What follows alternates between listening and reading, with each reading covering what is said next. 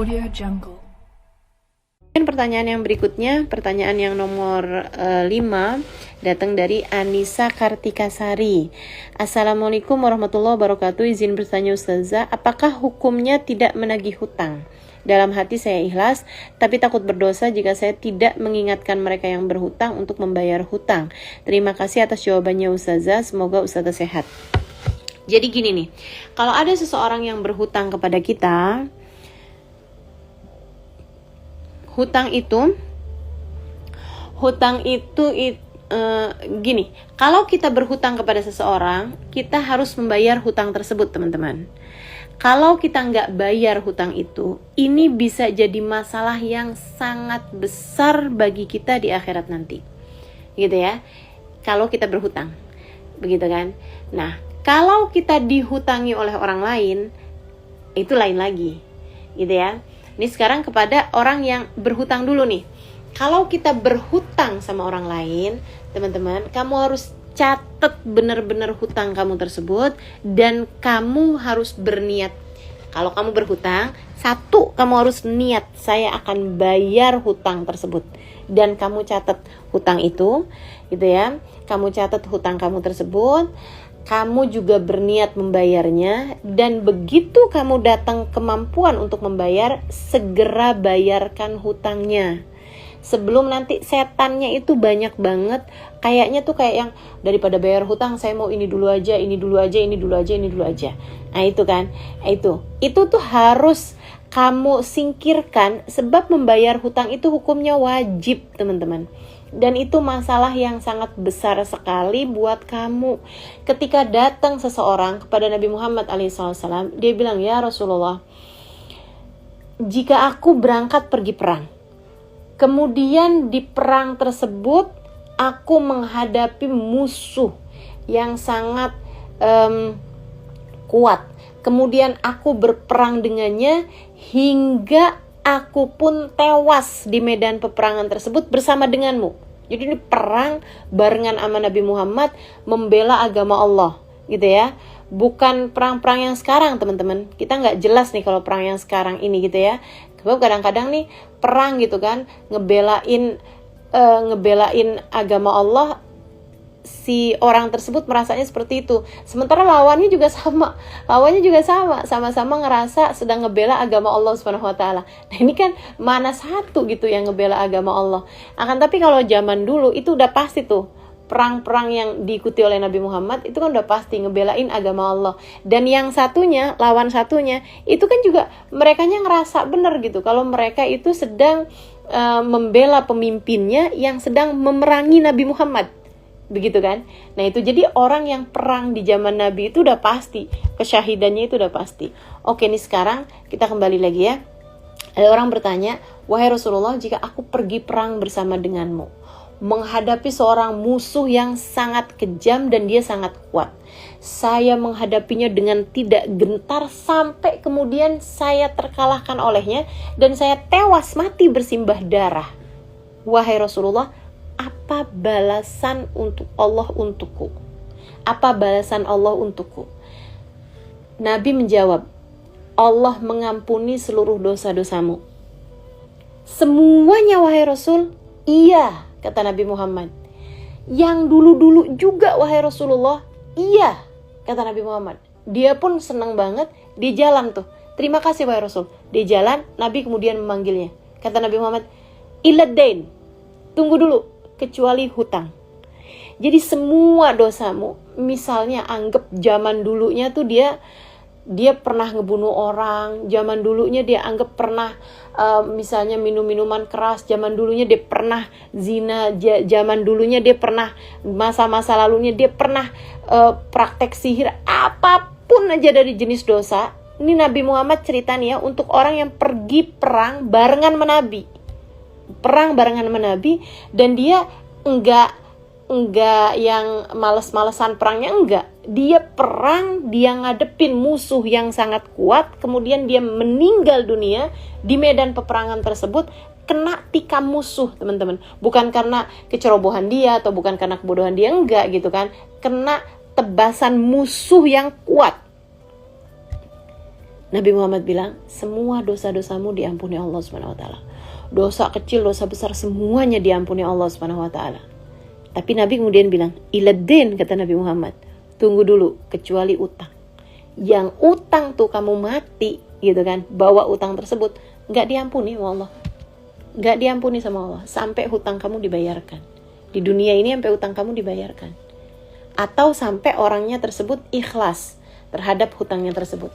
Kamu digugurkan hutangnya sama orang tersebut, atau keluargamu membayarkan hutangmu, baru beres gitu urusannya. Jadi dengan darah kamu bersimbah di bumi, kamu sampai mati menghadapi musuh yang kamu berperangnya itu membela agama Allah, dan perangnya itu sama Rasulullah SAW sekalipun, hutang kamu tuh gak jadi lunas. Gimana tuh?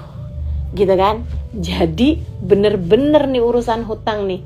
Nih ya, saya sampaikan ini kepada teman-teman yang mungkin selama ini meremehkan utang. Dan kalau orangnya itu lupa sama utangnya, gitu kan? Wah, bagus banget deh. Alhamdulillah deh, dia lupa sama utang nih. Saya gak ditagih-tagih deh. Bisa saya melenggang kangkung deh kalau gitu. Teman-teman, dia mungkin lupa. Allah gak lupa. Malaikat yang mencatat hutangmu tersebut di saat kamu bahkan tidak mencatatnya, nggak lupa. Dan semua hutang kamu tersebut itu, kamu nggak bayar di dunia, kamu harus membayarkannya di akhirat. Berapa banyak? Ini saya kasih tahu. Danik min haram, kata Nabi Muhammad SAW. 1 danik dari yang haram. 1 danik itu hitungan recehan. 1 danik dari yang haram. 1 danik tuh kayak sekitar 5.000 perak deh gitu. Anggaplah gitu. Saya kalau mau bilang 1.000 perak kayaknya kecil banget gitu. 5.000 perak deh anggap gitu ya. Teman-teman sekalian, 1 danik dari yang haram. 5.000 perak dari yang haram nih kamu ambil, termasuk juga hutang gitu kan. Orangnya kan kamu ambil itu kan kamu niatnya mau bayar gitu kan, atau dia taunya kan kamu mau bayar, ternyata kamu nggak bayar gitu kan, berarti dari uang haram. Itu harus kamu bayar dengan 70 sholat fardumu yang diterima sama Allah di akhirat nanti. Saya nggak lagi nakut-nakutin, saya hanya membicarakan fakta teman-teman saya sekalian. 1 danik dari yang haram harus kamu bayar dengan 70 kali fardumu yang diterima oleh Allah Subhanahu wa taala dari sholat fardu kamu, teman-teman saya sekalian. Nah, itu gimana kalau misalnya di akhirat nanti kamu nggak punya cukup sholat fardu kamu juga yang diterima sama Allah nggak banyak misalnya.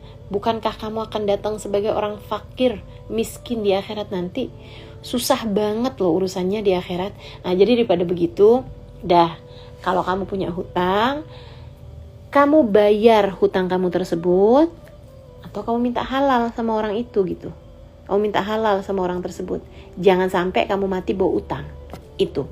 Dan kalau misalnya kamu sebagai pihak yang punya hutang, yang menghutangi orang lain, gitu ya, yang menghutangi orang lain, kamu liatin, kalau orang tersebut sebenarnya mampu buat bayar hutang kamu itu, kamu ingetin, kamu punya utang loh sama saya, utang kamu sekian, gitu kan.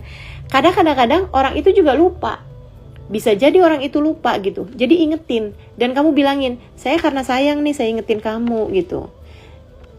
Atau kalau kamu WhatsApp aja gitu kan.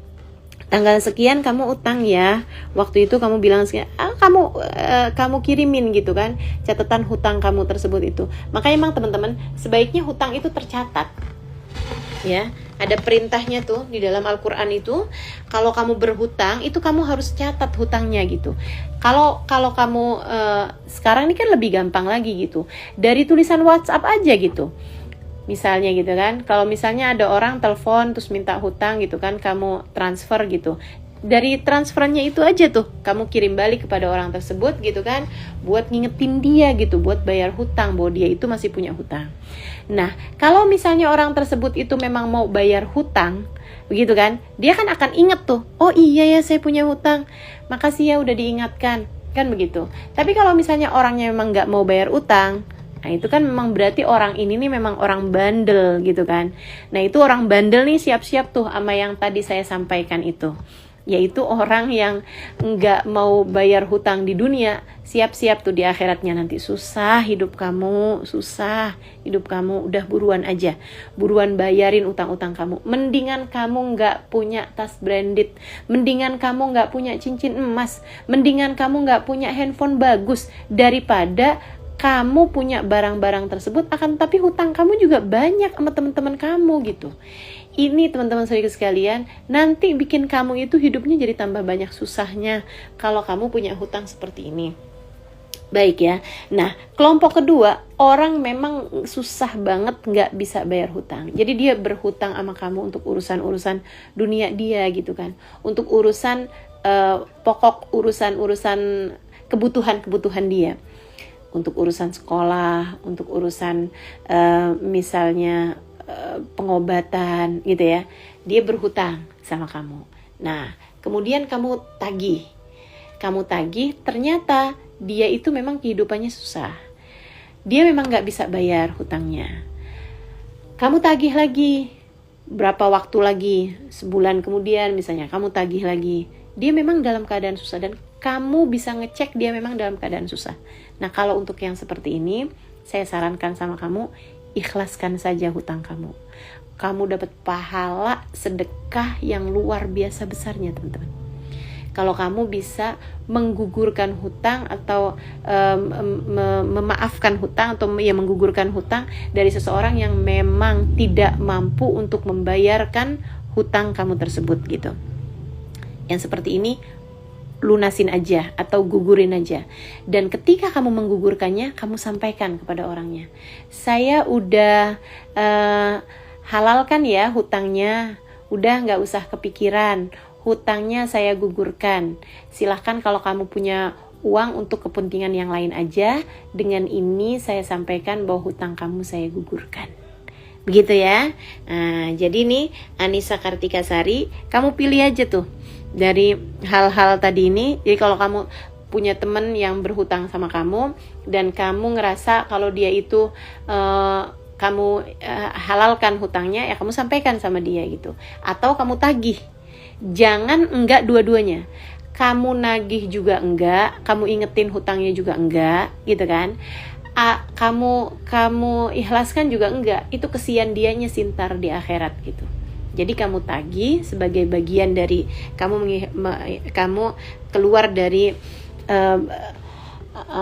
kewajiban kamu sebagai yang punya uang gitu. Nah, selebihnya kalau kamu udah tagih sekali, 2 kali dia emang nggak mau bayar gitu kan, orang emang nggak mau bayar, ya kamu nggak dosa lagi kalau kamu nggak nagih-nagihin dia gitu. Tapi ya berarti dia juga harus siap dengan resikonya di akhirat nanti, naudzubillah min dzalik gitu ya.